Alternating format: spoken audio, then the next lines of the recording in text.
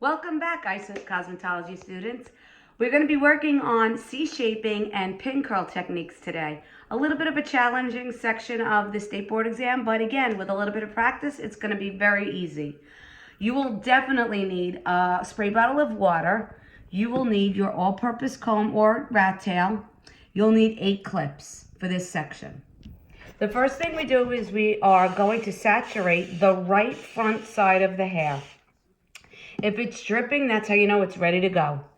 Again, here's a little tip. This shape right here is considered a C shape. We want the hair to follow that exact shape all the way through, and you create your first C shaping. Now, you're going to take your middle finger and place it on the edge of the eyebrow, and your wrist is going to be angled up to the apex of the head.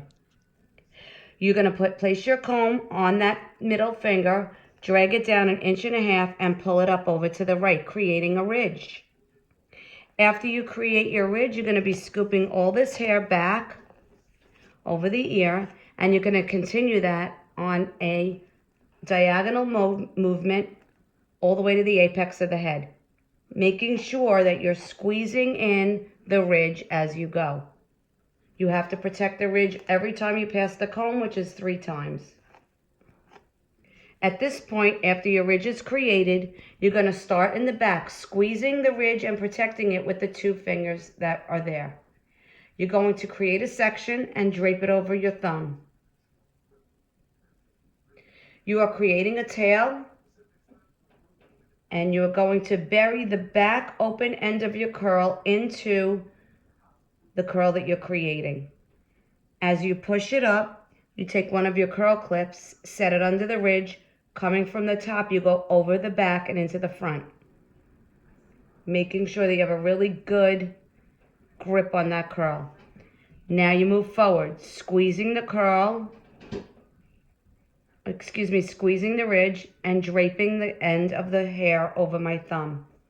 Again, I am taking that bottom piece and I'm going to create the open end of the curl where I'm folding it into the back. We never want the tail of the curl to be in the front. Again, I'm setting it over the curl that I just created. And coming from a downward position going forward, I place my pin from back to front. Now I'm moving forward, squeezing my ridge, making sure I don't drop my ridge. And now I have to be very careful that I have all the hair off the ear. You could never have the top layer having hair over the ear. So I'm very carefully creating my tail of my curl, going behind my curl, and folding my curl in so that I could sit it directly underneath the ridge. I take my clip and go over the back and into the front of the curl on a downward diagonal position. My last curl, I'm squeezing the ridge again, gathering all the hair from the ear area. Make sure you don't leave any behind. And creating my curl with my tail behind it again. As I'm curling my hair in and setting it into my last section, I go over the back and down into the front. This is the first part of this. The second part is down here.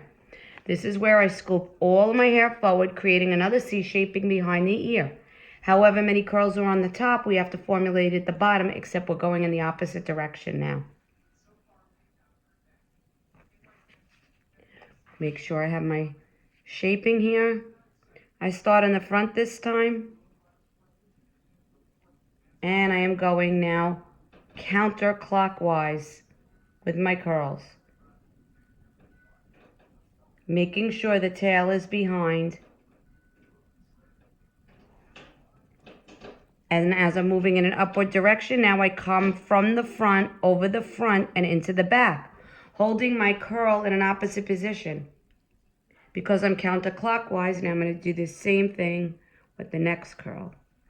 Again, pulling through the tail, making sure that my open end is carefully sized and that my tail is behind the open end of the curl. I'm rolling my curl counterclockwise, also on a diagonal, and laying it directly underneath the curl on top of it. I come in through the front, go over the front and into the back. My next curl is going to be directly next to that one. Remember, you don't have to have all the hair from the bottom of the neck now. It was only important that we got it off the ear. Again, making sure that my tail is behind. I roll my curl counterclockwise and set it directly under the curl from the top, placing my pin from over the front into the back. My last curl is going to be directly next to that one. If I did 4 curls on the top, I have to do 4 curls on the bottom. If I did 3 curls on the top, I have to do 3 curls on the bottom. The minimum is 3, the maximum is 4 for testing reasons. My last curl, I am making sure my tail is behind the open end of the curl. I roll it. It's going to be slightly askew from the curl on top. That's okay. And it's going to form a perfectly vertical line going up towards the apex. And here you have it. This is a completed section of the C shaping and pin curl part of the test.